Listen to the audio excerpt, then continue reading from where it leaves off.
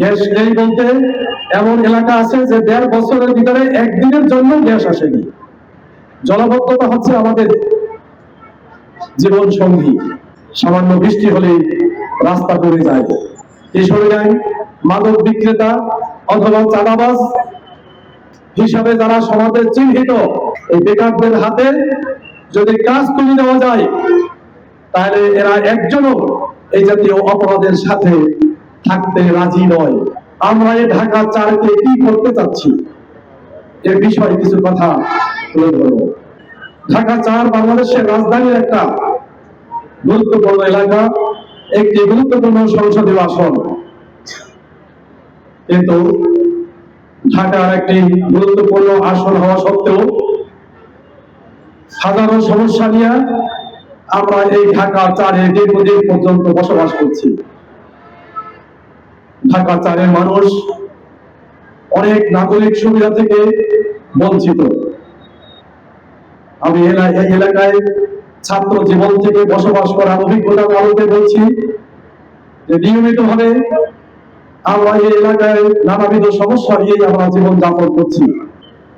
আপনারা সকলে এই এলাকাতেই বসবাস করেন। আপনারা জানেন ঢাকা ৪ এলাকায় বর্তমানে গ্যাস নেই। গ্যাস নেই বলতে এমন এলাকা আছে যে ১.৫ বছরের ভিতরে একদিনের জন্য গ্যাস আসেনি। অথচ প্রতি মাসেই গ্যাসের বিল পরিশোধ করতে হয়। গ্যাসের বিল পরিশোধ না করলে লাইন কেটে দিবে, এই ভয়ে গ্যাসের বিল একদিকে দিচ্ছে, অন্যদিকে লাকড়ি দিয়ে রান্না বান্না করছে, আবার সিলিন্ডার দিয়ে রান্না করছে। তাও আপনারা দেখেছেন যে সেই সিলিন্ডারের যে নির্ধারিত মূল্য তার দ্বিগুণ দিয়ে কিনতে হচ্ছে। এই হচ্ছে ঢাকা ৪-এর গ্যাসের অবস্থা। দ্বিতীয় হলো এখানের বেশিরভাগ রাস্তা ভাঙ্গাচোরা। সেই ভাঙ্গাচোরা রাস্তা দিয়ে আমাদের মা বোনদের, আমাদের ভাইদের, আমাদের মুরব্বীদের চলাফেরা করতে হয়, অত্যন্ত কষ্ট করে সেই রাস্তা দিয়ে চলাফেরা করে। ঢাকা ৪ জলাবদ্ধতা হচ্ছে আমাদের জীবন সঙ্গী। সামান্য বৃষ্টি হলেই রাস্তা পড়ে যায়। অপরিকল্পিত ড্রেনেজ ব্যবস্থা, খাল আছে, খাল অনেকগুলো বেদখল হয়ে আছে, আবার যে খালগুলো হয়েছে সেই খালও ভরাট হয়ে আছে, সেটা খনন করা হয় না। ড্রেনেজ যেটা আছে সেটাও পরিষ্কার পরিচ্ছন্নতার তেমন উল্লেখযোগ্য কোনো পদক্ষেপ নেওয়া হচ্ছে না, যার কারণে রাস্তাঘাটে পানি উঠে যায়। আমি গত ৪-৫ দিন আগে একটা এলাকায় গেলাম, সেখানে রাস্তা যতটুকু আছে চলার একেবারেই অনুপযুক্ত। আমি জানতে চেয়েছিলাম যে আপনাদের রাস্তায় এরকম কেন? তারা বলছিল যারা নির্বাচিত প্রতিনিধিরা নির্বাচিত হওয়ার পরে এই রাস্তায় আর আসে না, যার কারণে এই রাস্তায় আর ইট পড়ে না। তারা সেই কষ্ট নিয়ে জীবনযাপন করছে। তারপরেও তারা বলছে যে আমরা এই পানির ভিতরে চলতে রাজি আছি, কিন্তু আমাদেরকে গ্যাসের ব্যবস্থা করে দেন। এটা ঢাকার সিটি কর্পোরেশনের রাজধানীর একটা এলাকার বর্ণনা দিচ্ছি। এটা ঢাকার বাহিরের কোনো রাস্তার বা ঢাকার বাহিরের কোনো এলাকার বর্ণনা না। এই হচ্ছে ঢাকা ৪-এর অবস্থা। এখানে মাদকের ছড়াছড়ি ঢাকা শহরের ভিতরে, রাজধানী ঢাকার ভিতরে সবচাইতে বেশি মাদক বিক্রি হয় ঢাকা ৪ অঞ্চলে।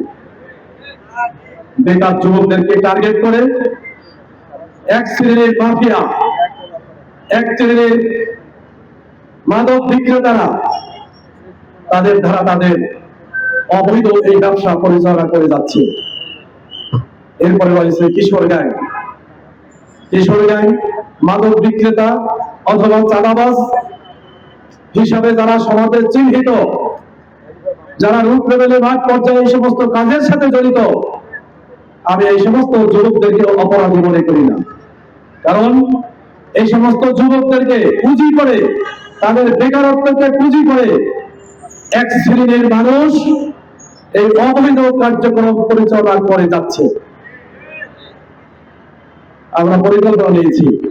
আমাকে প্রশ্ন করা হয়েছিল যে আপনি কি করে মাদক ব্যবসা বন্ধ করবেন, চাঁদাবাজি কি করে বন্ধ করবেন, ইফটিজিং কি করে বন্ধ করবেন, কিশোর গ্যাং কিভাবে বন্ধ করবেন। আমি তাদের উদ্দেশ্যে বলেছি, আজকে আবার বলে যাচ্ছি,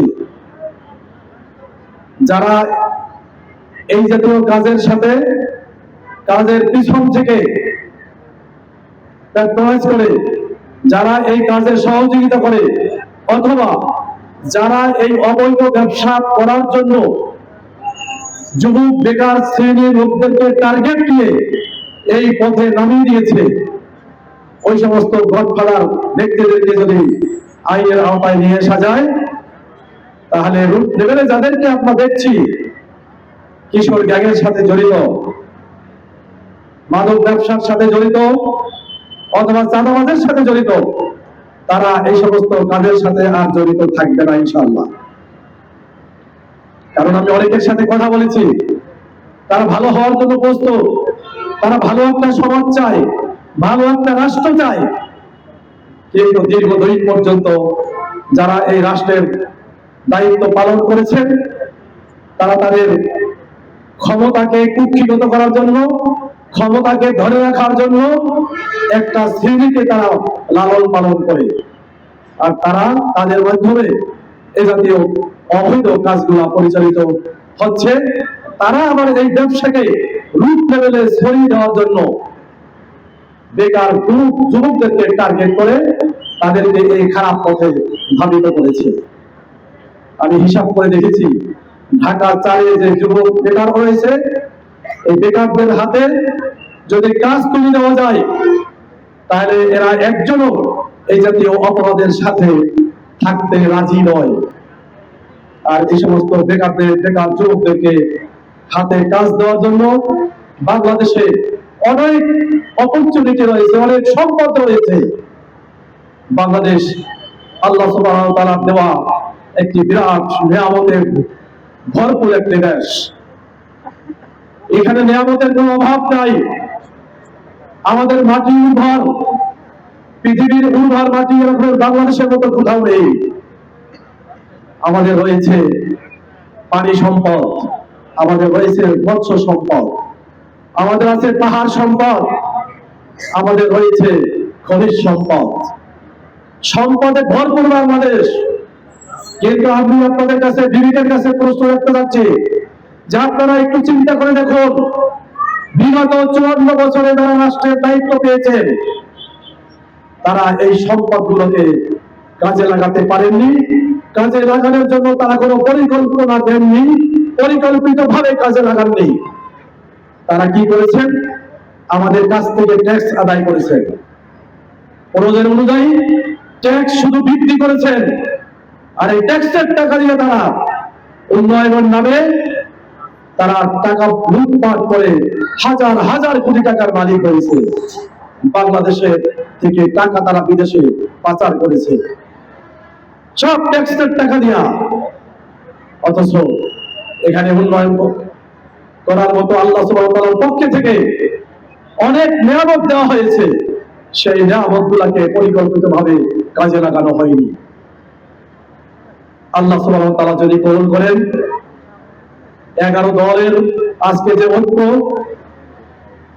এই ঐক্যকে যদি এদেশের মানুষ পছন্দ করে, ভোট দেয়, সহযোগিতা করে, জামায়াতে ইসলামীর নেতৃত্বে আজকে যে 11 দল, এই 11 দল বাংলাদেশের যে সম্পদ রয়েছে, যেগুলা ইতিপূর্বে ব্যবহৃত হয়নি, যেগুলা গুরুত্ব দেওয়া হয়নি, যেগুলো পরিকল্পিতভাবে ব্যবহার করা হয়নি, তা পরিকল্পিতভাবে ব্যবহারের মাধ্যমে বাংলাদেশ থেকে বেকারত্ব দূর করা হবে ইনশাআল্লাহ। বেশি দিন সময় লাগবে না, 2-3 বছরের ভিতরে বাংলাদেশের বেকারত্ব দূর করা সম্ভব হবে ইনশাআল্লাহ। বাংলাদেশের বেকারের হাতকে শক্তিশালী করা হবে, কর্মে রূপান্তর করা হবে। যেমনি ভাবে বিপ্লবোত্তর ঢাকা বিশ্ববিদ্যালয় থেকে শুরু করে অনেকগুলো বিশ্ববিদ্যালয় নির্বাচনে মেধাবী ছাত্ররা তারা তাদের নেতৃত্বকে বেছে নিয়েছে। তদ্রুপভাবে আগামী জাতীয় নির্বাচনেও তারা সৎ, যোগ্য, দক্ষ, দেশপ্রেমী জনতা কি বেছে নেবে ইনশাআল্লাহ। পরিকল্পনা যতই করেন লাভ হবে না। আল্লাহু খায়রুল মাকিরিন। আপনার এই পরিকল্পনা সব ভেস্তে যাবে। এই পরিকল্পনা দেশের মানুষ গ্রহণ করবে না। লুটপাটের রাজনীতি, ভোট ডাকাতির রাজনীতি বাংলাদেশের মানুষ আর গ্রহণ করবে না। বাংলাদেশের মানুষ আর এই কাজ করতে দিবে না ইনশাআল্লাহ। বাংলাদেশকে নিয়ে, বাংলাদেশের মানুষের ভাগ্য নিয়ে 54 বছর পর্যন্ত সিনেমিনি খেলা হয়েছে, আর সিনেমিনি খেলতে দেওয়া হবে না। 24-এর বিপ্লবের মাধ্যমে আল্লাহ সেই কোরআনের বাণী, যা আল হাক্কু ওয়া যাহাকাল বাতিল ইন্নাল বাতিলা কানা যাহুকা। সত্য সমাগত, মিথ্যা দূরীভূত। আর মিথ্যার পরাজয়, মিথ্যা দূরীভূত হওয়ার জন্যই মিথ্যা কোনদিন এই জমিনে স্থায়িত্ব হবে না, স্থায়ী লাভ করবে না। সুতরাং 24-এর বিপ্লবের মাধ্যমে যে সত্যের বিজয় হয়েছে, সেই সত্যের ধারাবাহিকতায় বাংলাদেশের মেধাবী ছাত্ররা ইউনিভার্সিটিতে দেখিয়ে দিয়েছে যে বাংলাদেশের মানুষ আর মিথ্যার সাথে নেই। বাংলাদেশের মানুষের ভাগ্য নিয়ে যারা সিনেমিনি খেলেছে বিগত দিনে, তাদেরকে দেশের মানুষ আগামী দিনে লাল কার্ড দেখাবে ইনশাআল্লাহ।